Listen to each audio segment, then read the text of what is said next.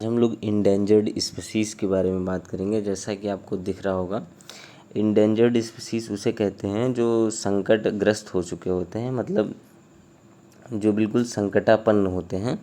अर्थात IUCN जो है एक संस्था है जो रेड डाटा बुक जारी करता है, और उसके तहत ही रेड डाटा बुक में ही जो है इंडेंजर्ड स्पीसीज़ की बात की जाती है।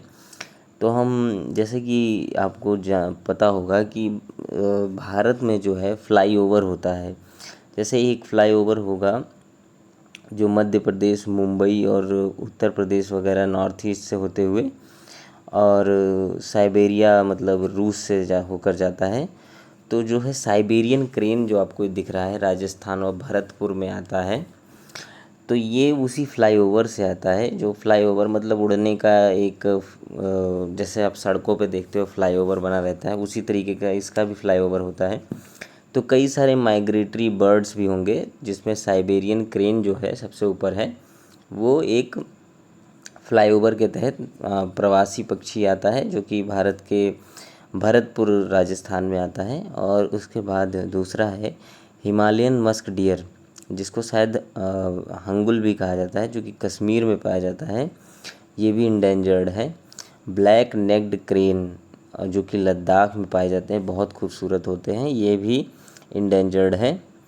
और उसके बाद रेड पांडा जो कि सिक्किम में पाए जाते हैं, ये भी आपके तस्करी वगैरह इनका होता है, लोग इसको पर्सनली पालने वगैरह के लिए इनका डिमांड करते हैं, तो इसका जो है संकटापन्न हो चुका है ये भी। अब बंगाल फ्लोरिकन, ये जो है आसाम, अरुणाचल प्रदेश और वेस्ट बंगाल में पाए जाते हैं। और उसके बाद वाइट विंग्ड वुड डक, मतलब नॉर्थ ईस्ट स्टेट में ये पाए जाते हैं।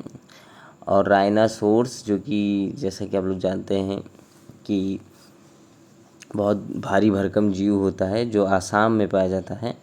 और जैसा कि आप लोग सभी लोग जानते होंगे कि सुंदरबन डेल्टा बहुत ही फेमस है, और सुंदरबन के टाइगर रिजर्व्स भी बहुत फेमस है, जिसमें एकमात्र पूरे दुनिया में बंगाल टाइगर पाए जाते हैं सुंदरबन डेल्टा में।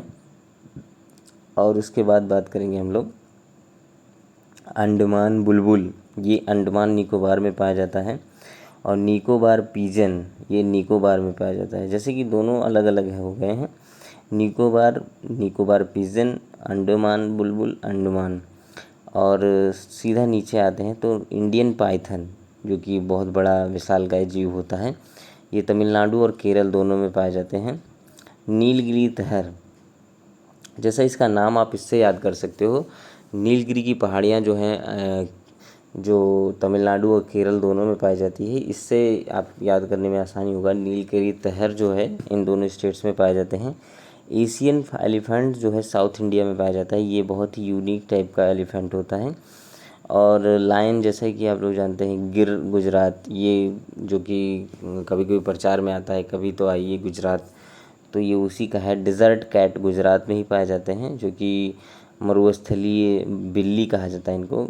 और गिब, जो कि ये बहुत ही इम्पोर्टेंट जो है माइग्रेटरी बर्ड्स है, जो राजस्थान मध्य प्रदेश में पाया जाता है और फ़िलहाल इंडेंजर्ड स्पीसीज़ के तहत आता है।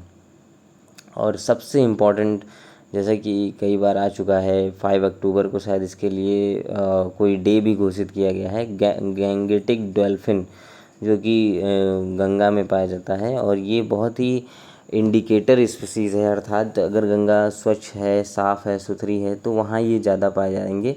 और जैसे कि कानपुर वगैरह में गंगा बहुत मैली हो चुकी है, तो इस तरह वहाँ पे ये जो गैंगेटिक डॉल्फिन है वो कम पाए जाते हैं। और मैं जैसे कि आपको बता दूं कि ये जो स्पीसीज़ है अभी बढ़ते रहते हैं, और मैं आपको जल्दी अपडेट करूँगा। Thank you.